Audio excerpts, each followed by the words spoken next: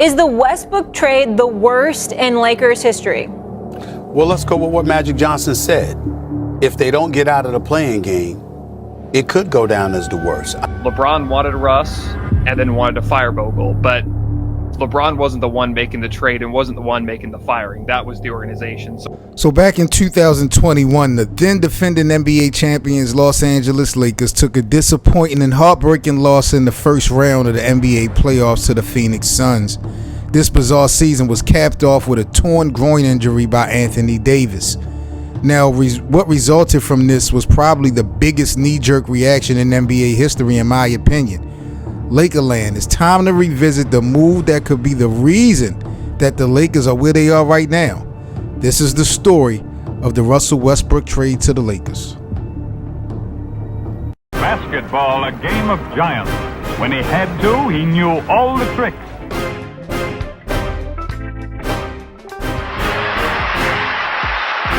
Nobody can pass that ball through the heart of the line. 6. You want to put on a show here.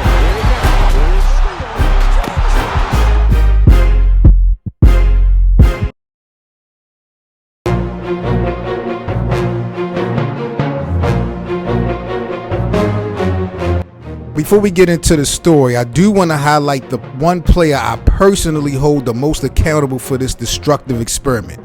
And trust me, it's not LeBron James. Meet Mr. Dennis Schroeder, ladies and gentlemen.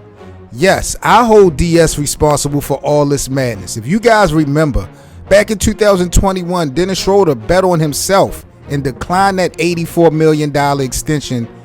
Had he taken it, Russell Westbrook wouldn't have ever been a Laker, and the Lakers would have probably been in a better position roster-wise right now to make a run back to the NBA Finals, or at least once in these last few years that they didn't have him. Dennis wound up not getting near the amount of money that he could have gotten. This was just a total lose-lose. But getting back to the trade at hand, at the time Russell Westbrook was coming off a pretty impressive run at the end of that long season with the Wizards, while the Lakers, like I said, was coming off of a disappointing title defense. Bringing in a former MVP to his hometown team was thought to be a match made in heaven. I remember it was, 3 years ago when they made the trade. I was shocked because I thought at the time, Russ was still a top 5 point guard, and they gave up, Montrezl Harrell, KCP, and Kyle Kuzma and some picks. I thought it would work right away because, first of all, I was shocked, but I thought it would work right away because Russ is from LA. He was still technically in his prime. I thought it would work out great. I didn't think they had to give up that much because it seemed like Kyle Kuzma was already out the door at the time, but I was shocked because they didn't have to give up as much. But now looking at that trade, it looks like wasn't the best because, again, Russ struggled and Kyle Kuzma's been all right for the Wizards so far. So I was shocked and I thought it would go well, but it obviously didn't. So, Woj, what else can you tell us about this Laker deal for Westbrook?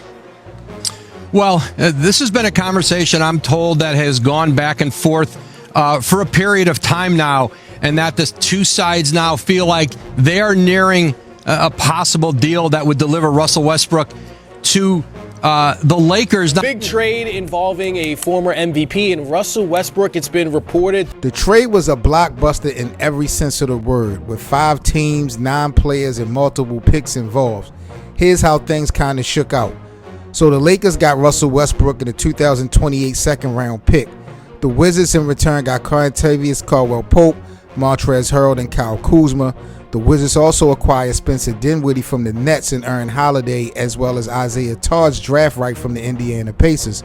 In the beginning, Westbrook was averaging, 18 points, 7 assists, and 7 rebounds as a Laker, but the stats, to be honest, didn't tell the whole story. After butting heads with head coach Frank Vogel in year 1, the Lakers surprisingly opted to move on from Coach Vogel and hired Bucks assistant coach Darvin Ham. Frank, right at the end of the game, Adrian Wojnarowski tweeted that the Lakers are going to be firing you, a decision they'll let you know tomorrow. Have you communicated with the front office at all about your future? And I guess what's your reaction to hearing that? My reaction is I haven't been told. And I'm going to enjoy tonight's game, celebrate what these young guys did in terms of scratching the claw and getting back in this game, getting a W. And, we'll deal with tomorrow. I was shocked at first, but then if you look at it, they traded a lot for Russell Westbrook. Not as much, but they traded a decent amount of players. They had to give up a few, like they had to let a few guys walk in free agency, I remember, like guys like Alex Caruso and stuff like that. And I think they really wanted to they wanted to try to see if the Russell Westbrook experience would work. It obviously didn't. I think they wanted to really make it work, so they wanted to run one more year with Russ, and I think they had seen enough with Vogel. And I also don't think it was because Vogel and Russ wasn't getting along. I think it was a lot because LeBron and Vogel weren't getting along as much. And the team they had that year was talented enough, and it was kind of shocking that year they didn't make the playoffs. They did have injuries, but they didn't have the year that expected, and I think they really wanted to see if the Russell Westbrook experiment they wanted to try it to see if it could go well another year. So that was kind of my opinion on the trade, or on the getting rid of Frank Vogel over Russell Westbrook. Russell Westbrook has seemingly bought into the new philosophy of the head coach Darvin Ham, welcoming a reserve role that allowed him to thrive more coming off of the bench. Still, it's fair to wonder at the time whether the Lakers would have been better off just staying pat with Frank Vogel. As respectable as Russell Westbrook has been to his new role, his numbers in all reality didn't pale in comparison to some of the Lakers' outgoing players like Kyle Kuzma, who for the Wizards was averaging 20 points and 8 rebounds per game. Caldwell Pope, he was averaging, I believe, 11 points per game while shooting just under 50% from 3 for the Denver Nuggets. So, all in all, after an ugly year and a half in purple and gold, the Lakers did ultimately decide to, part ways with Westbrook.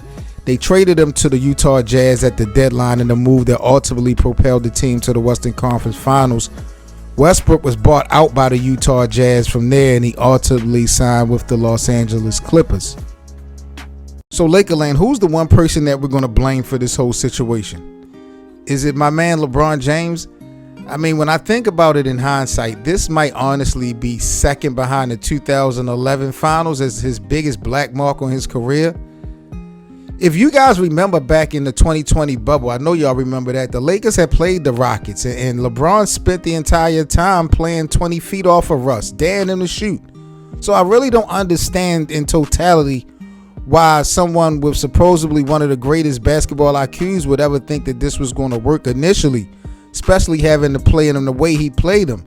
To a lot of people, this really completely tanked his last few years as being an elite player.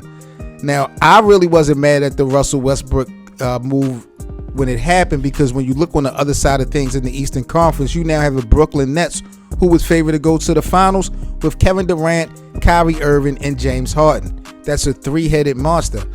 Even though the Lakers, they kind of prematurely did this deal, I think all they really needed was rest and to work on their roster.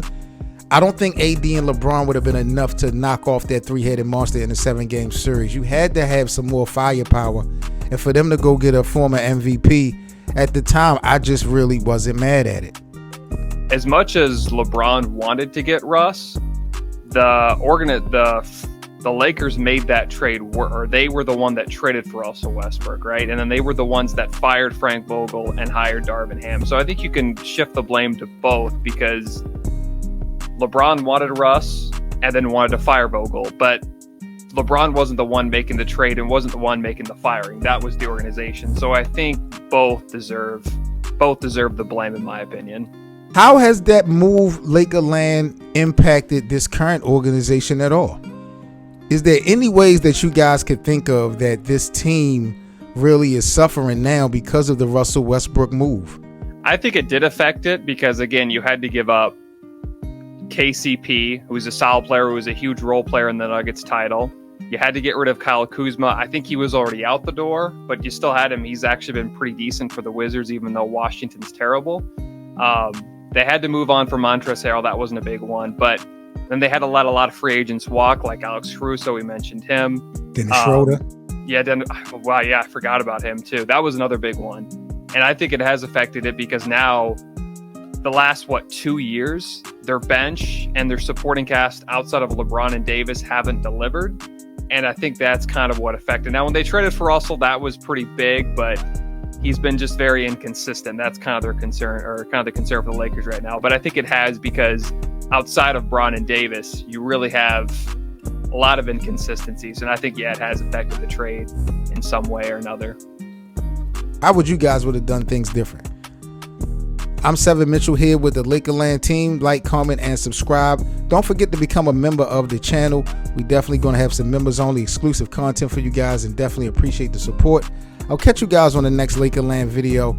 For the latest and greatest on your Los Angeles Lakers, make sure you subscribe to the channel. We're on the road to 1,000 subscribers, and we appreciate the support.